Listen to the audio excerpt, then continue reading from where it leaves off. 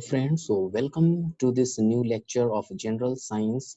So in this video lecture we are going to discuss about a very important topic है, science का एक topic है जो कि स्टेट लेवल एग्जामिनेशन में आते हैं, ठीक है, radioactivity. Okay, so this topic we are going to discuss in the form of questions. Okay, this is going to best practice set अगर एग्जामिनेशन की आप अगर तैयारी कर रही है sir, BPSC state public service commission, then this topic is very important. Lots of questions are generally asked in this examination. Okay, so stay tuned. अगर इसका आपको पीडीएफ चाहिए तो आप हमारे टेलीग्राम चैनल से ज्वाइन करके डाउनलोड कर सकते हैं, और ये हिंदी और इंग्लिश दोनों में हम लोग डिस्कस कर रहेंगे. तो आपका कोई भी लैंग्वेज हो पेपर का तो आपको इसमें प्रॉब्लम नहीं होने वाली है, ठीक है. तो चलिए शुरू करते हैं. Question number 1. Question number 1 है the phenomenon of radioactivity was discovered in 1898 AD by किनके द्वारा, मतलब जो रेडियो एक्टिव जो प्रॉपर्टी है किस साइंटिस्ट के द्वारा ये 1898 में डिस्कवर्ड किया गया था कि ये एक फिनोमिनन होता है. ओके, तो वो कौन से है? Henri Becquerel. ओके, ऑप्शन 1 जो है वो करेक्ट है. Okay, Henri Becquerel. Okay, option A जो सही है. यही साइंटिस्ट जो थी, इन्होंने ही ये प्रॉपर्टी को, रेडियो एक्टिव प्रॉपर्टी को 1898 में डिस्कवर किया था. Okay, so he gave the theory of radio activity. Now question number 2 में देखिए क्या बोलता है. The activity of radio isotopes change with. अब उसका जो एक्टिविटी होते हैं ना, जो रेडियो एक्टिविटी, जो ये रेडिएशन जो इमिट करता है ये सब्सटेंस, तो उसका जो प्रॉपर्टी जो होता है ना, अरे रेडियो आइसोटोप्स चेंजेस विथ, किस के प्रॉपर्टी से वो चेंज करता है? क्या टेम्परेचर से वो इफेक्ट करता है, प्रेशर से क्या इफेक्ट करता है, केमिकल इन्वायरमेंट से, या नॉन ऑफ दिस? तो जो रेडियो एक्टिविटीज का जो आइसोटोप्स का जो चेंजेस, प्रॉपर्टी चेंजेस करते हैं उनका ना एक्टिविटी कोई भी डिपेंड नहीं करता है. Okay, it's independent. Okay, so option D यहाँ पे सही होने वाला है. Okay, now moving to the next. अगला क्वेश्चन देखते हैं क्या है. क्वेश्चन नंबर 3 बोलता है द अल्फा पार्टिकल आर. जो अल्फा पार्टिकल होते हैं वो क्या है एक्चुअली? जो अल्फा पार्टिकल, जो अल्फा रेडिएशन निकलता है ना, तो वो क्या है? Double positive charged helium nuclei. वो double positive charge helium nuclei ये होते हैं 2+. Okay, so alpha particles are actually double charged helium particle. ये बहुत इंपॉर्टेंट है, एग्जामिनेशन में आता है, इसको जरूर नोट डाउन अप कर लो.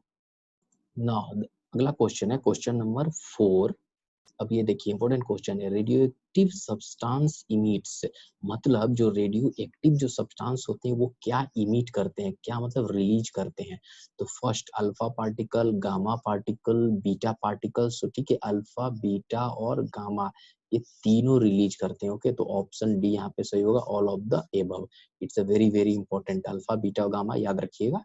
Okay, now next question number 5. Particle which is 4 times in mass and 2 times in charge that of proton is. Proton का मतलब कोई भी एक पार्टिकल है, उसको बोला जा रहा है कि उसके मास का 4 टाइम्स है और उसके चार्ज का 2 टाइम्स है, तो वो क्या होगा? वो होता है अल्फा पार्टिकल.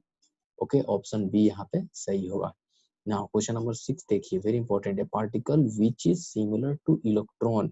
जो पार्टिकल इलेक्ट्रॉन के सिमिलर हो, मतलब 1 नेगेटिव चार्ज के साथ हो, वो कौन सा पार्टिकल होता है? वो बीटा पार्टिकल कहलाता है. ओके, तो ऑप्शन बी यहाँ पे सही है. कौन सा पार्टिकल कहलाएगा? वो बीटा पार्टिकल. मतलब पार्टिकल जो इलेक्ट्रॉन जिसका सिमिलर हो, वो पार्टिकल कौन सा है? वो बीटा पार्टिकल है. ओके, चलिए अगला क्वेश्चन देखते. देखिए question number 7. Gamma rays. Now gamma rays are, gamma rays जो होता है वो एक्चुअली में है क्या? It's a high energy electromagnetic waves होते हैं, right? Electromagnetic waves, gamma wave जो होते हैं ना, गामा वेव्स जो होते हैं ना, वे हाईली इलेक्ट्रोमैग्नेटिक इन नेचर होते हैं. तो ऑप्शन सी करेक्ट है. Now next question number 8. Which of the following element is not radio active. मतलब इनमें से देखिए, एसएससी 2013 का ये क्वेश्चन ऑलरेडी पूछा जा चुका है इसको. ना व्हिच ऑफ द फॉलोइंग, जो इनमें से कौन सा एलिमेंट जो है रेडियो एक्टिव नहीं है, मतलब जो रेडिएशन में जो रेडिएशन नहीं क्रिएट करता है, मतलब रेडिएशन नहीं निकालता है, ठीक है, तो वो कौन सा है? देखिए रेडियम, ये रेडियो एक्टिव, क्योंकि ये रेडिएट करता है लाइट. यूरेनियम है, प्लूटोनियम है, zirconium, it's not a radio active. ठीक है, ऑप्शन ए यहाँ पे करेक्ट होगा.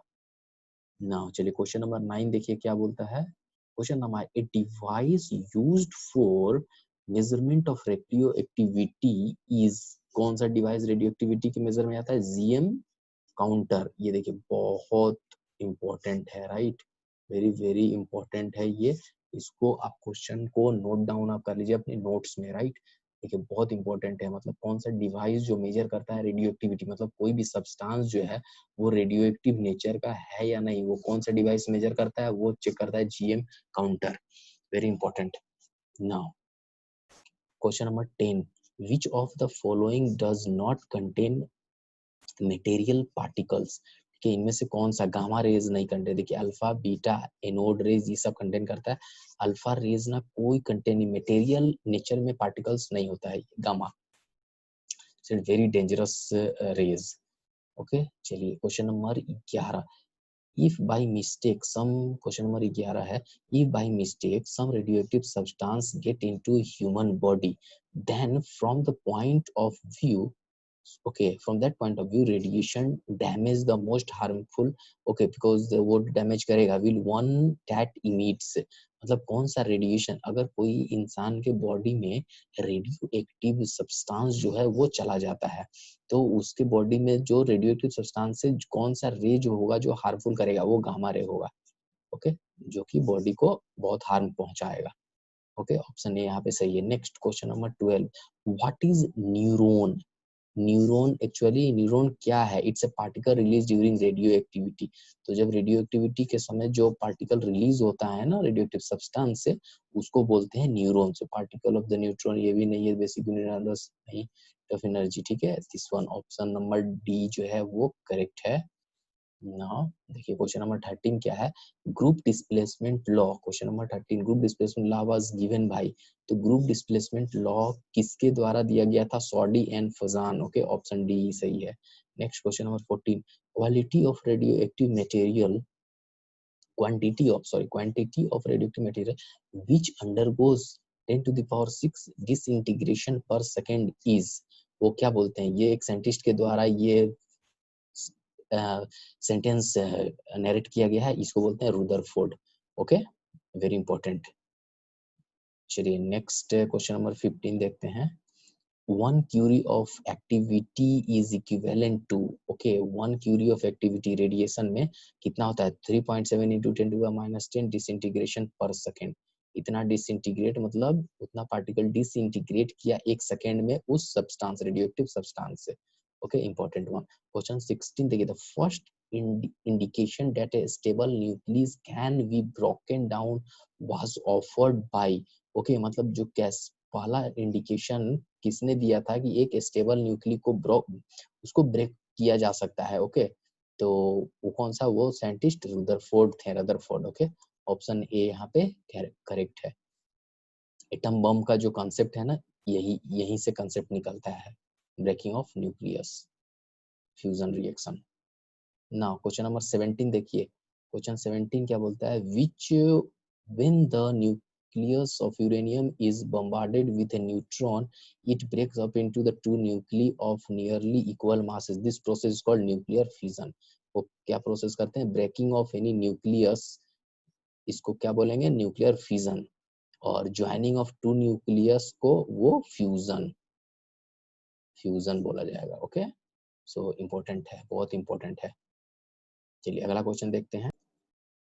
नेक्स्ट क्वेश्चन नंबर 18, अगर आपको वीडियो सीरीज या क्वेश्चंस अच्छा लगे तो कृपया चैनल को सब्सक्राइब कर लीजिए और प्लेलिस्ट विजिट करना मत भूलिएगा, okay so now question number 18 देखिए, hydrogen bomb is based on the principle of, मैंने डिस्कस किया था ना न्यूक्लियर फ्यूजन, ठीक है। हाइड्रोजन बम का जो कॉन्सेप्ट है किस प्रिंसिपल, कौन से प्रिंसिपल पे है? न्यूक्लियर फ्यूजन पे है।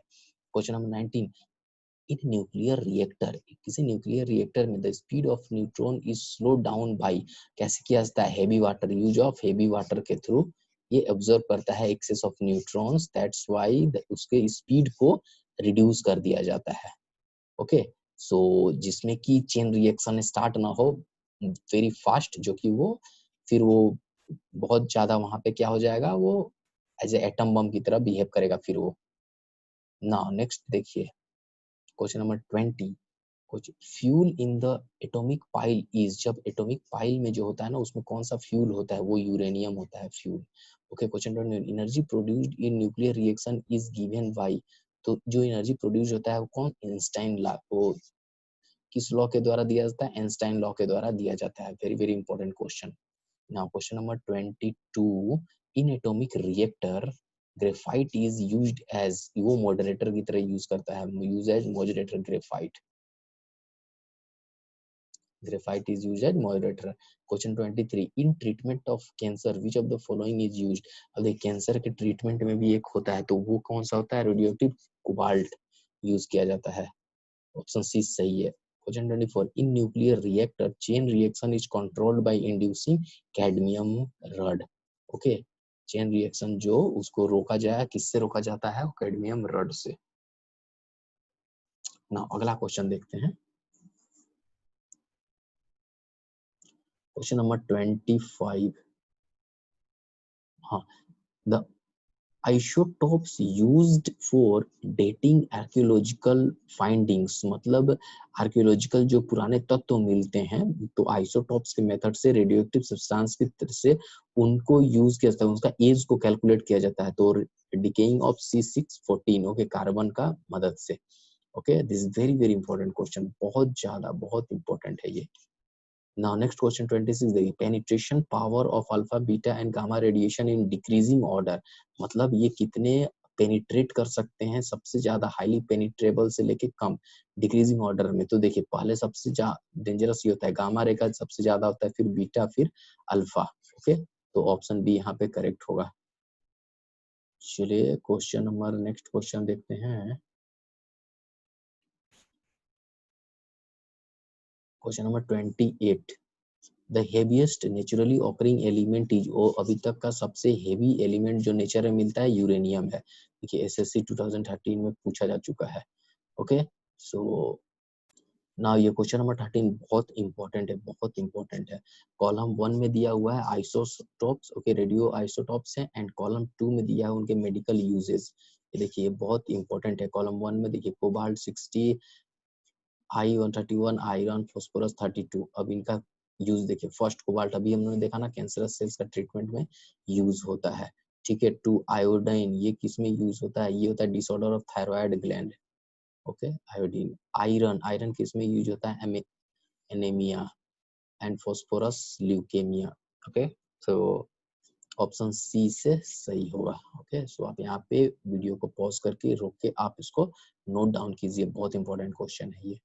चलिए अगला क्वेश्चन देखते हैं, question number 31, which one of the following can be used to confirm whether drinking water contain gamma emitting isotopes और नॉट, मतलब कोई भी ड्रिंकिंग वाटर में कैसे कंफर्म किया जाए कि वो वाटर में गामा इमिटिंग आइसोटोप्स प्रेजेंट है या नहीं, तो वो प्रोसेस क्या होता है, एस्केंटेलिएशन काउंटर। ऑप्शन सी जो है वो सही है।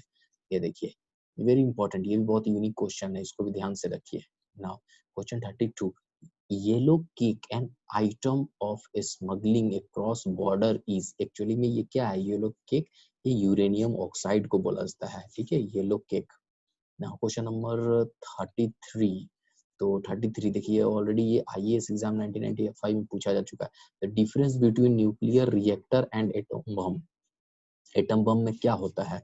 ओके, तो इसमें देखिए the chain reaction in nuclear reactor is controlled, अभी मैंने बताया था ना, अनकंट्रोल्ड जहां चेन रिएक्शन स्टार्ट हुआ तो वो बम की तरह एक्ट हो जाएगा, वही वहां से कंसेप्ट निकल जाता है एटम बम की तरह। ओके, और जो न्यूक्लियर रिएक्टर में क्या करते हैं, जो चेन रिएक्शन जो होता है ना यूरेनियम का और उसका, तो उसको हम लोग कंट्रोल्ड करते हैं, right, as per our requirement, जो कि हीट जनरेट होता है और हीट से इलेक्ट्रिसिटी जनरेट किया जाता है। इसी को कंट्रोल रड अनबैलेंस कर दिया जाए, मतलब उसको छोड़ दिया जाए, रिमूव कर दिया जाए, तो वहां पे चेन रिएक्शन हो जाएगा और अनकंट्रोल्ड हो जाएगा, और वो जस्ट एक एज ए वो सेंटर क्या बम की तरह हो जाएगा, एटम बम की तरह फटेगा वहां पे। ओके, ब्लास्ट होगा, so it will be very devastating, so that is the option B जो है वो करेक्ट है। ओके, ना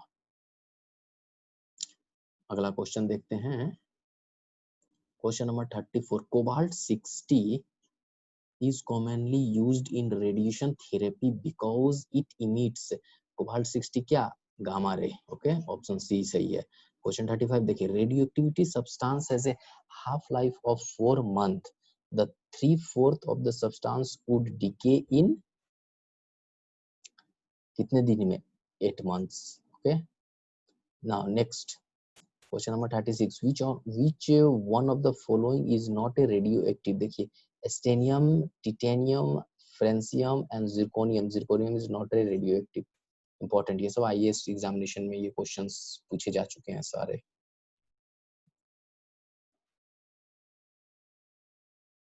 क्वेश्चन 37 देखिए, which one of the following element is essential for construction of nuclear reactor? तो zirconium, it's very important। okay, now question number 38। Question 38 देखिए, match करना है लिस्ट 1 एंड लिस्ट 2 से। लिस्ट 1 में कैरेक्टरिस्टिक्स दिया हुआ है और उससे पार्टिकल्स। ओके, तो ये है, तो उससे मैं रिक्वेस्ट है कि अगर आपने सब्सक्राइब नहीं किया है चैनल को, सब्सक्राइब जरूर कीजिए और अपने फ्रेंड्स के साथ जो गवर्नमेंट एग्जामिनेशन की तैयारी कर रहे हैं उनके साथ से शेयर कर सकते हैं। इसका आपको पीडीएफ चाहिए तो हमारे टेलीग्राम चैनल लिंक डिस्क्रिप्शन में, वहां ज्वाइन करके वहां से आप डाउनलोड कर सकते हैं ना। अगर आप इसमें प्लेलिस्ट विजिट जरूर कीजिए, क्योंकि अगर आपको हिस्ट्री पढ़ना हो या पॉलिटी पढ़ना हो, हर एक टॉपिक वाइज क्वेश्चन प्रैक्टिस, ठीक है, प्रैक्टिस हम लोगों ने इसमें इंक्लूड किया है। और क्वेश्चन प्रैक्टिस आप नहीं करते हैं, सिर्फ आप थ्योरी पढ़ते हैं, तो आप एग्जाम प्रीलिम्स एग्जामिनेशन में आपको बहुत ये होगा, बैकफुट पे रहिएगा, आपको कॉन्फिडेंस नहीं होगा आपको, ठीक है, तो उसमें आपको क्वालिफाई करना मुश्किल हो जाएगा। आप नहीं, क्योंकि सिर्फ थ्योरी पढ़ने से नहीं होता, आपको एग्जाम साइकोलॉजी को समझना होता है, किस तरह के क्वेश्चंस उस टॉपिक से जनरेट हो सकते हैं, राइट। तो अगर आपका क्वेश्चन प्रैक्टिस रहेगा ना, तभी आपका हो पाएगा वहां पे क्लियर। तो ये चैनल का प्लेलिस्ट विजिट कीजिए, तो आपको हिस्ट्री, पॉलिटी, जनरल साइंस, ठीक है, एंड हिस्ट्री, ज्योग्राफी, केमिस्ट्री, ये सबसे दिया हुआ है सारे के चैप्टर वाइज चैप्टर, आपको हर एक टॉपिक वाइज टॉपिक क्वेश्चंस दिए हुए हैं। तो चलिए क्वेश्चन नंबर 38 देखते हैं। तो ओम ऑप्शन ए में है zero mass, fractional charge, fractional spin and integral spin. तो जीरो मास किसको रिप्रेजेंट करता है? Nutrient. Okay, fractional charge represent किसको करता है? क्वार्क। और फ्रैक्शनल स्पिन ये रिप्रेजेंट करता है positron and integral spin photon. Okay, तो ऑप्शन ए यहाँ पे सही हो रहा है। ये इंपॉर्टेंट है, इसको याद करना होगा आपको। चलिए ना क्वेश्चन नंबर 39 देखते हैं। Emission of beta particle from an atom क्या होता है? Increases the number of proton in the atom. Okay, beta particle का इमिशन होगा तो क्या उस एटम में क्या इंक्रीज होगा? प्रोटॉन इंक्रीज हो जाएगा। तो ऑप्शन ए यहाँ पे सही है। इसको एकदम ध्यान से याद करके रखिए, बहुत इंपॉर्टेंट क्वेश्चन है।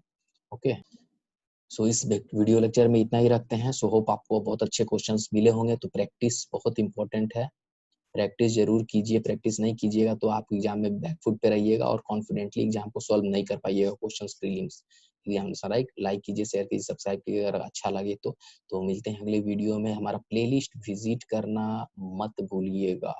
ओके, अगर आप सीरियसली गवर्नमेंट एग्जामिनेशन की तैयारी कर रहे हैं तो प्लेलिस्ट एक बार जरूर विजिट कीजिए और उसको सेव कीजिए, बुकमार्क कीजिए उसको, क्योंकि हिस्ट्री का, पॉलिटी का, ओके, एंड जनरल साइंस का हर एक टॉपिक, फिजिक्स, केमिस्ट्री, बायोलॉजी से related questions, current affairs question weekly basis पे आता है, जो कि गवर्नमेंट ऑफ इंडिया का स्कीम्स एंड प्रपोजल, वो सब हम लोग उसमें इंक्लूड करें, जो कि specially public service commission examination में जो कि पूछे जाते हैं, जिसपे आशय या इंटरव्यू में आते हैं। ओके, तो मिलते हैं अगले वीडियो लेक्चर में किसी बहुत बेहतरीन टॉपिक के साथ। तो see you in the next video. Thanks a lot, have a nice day.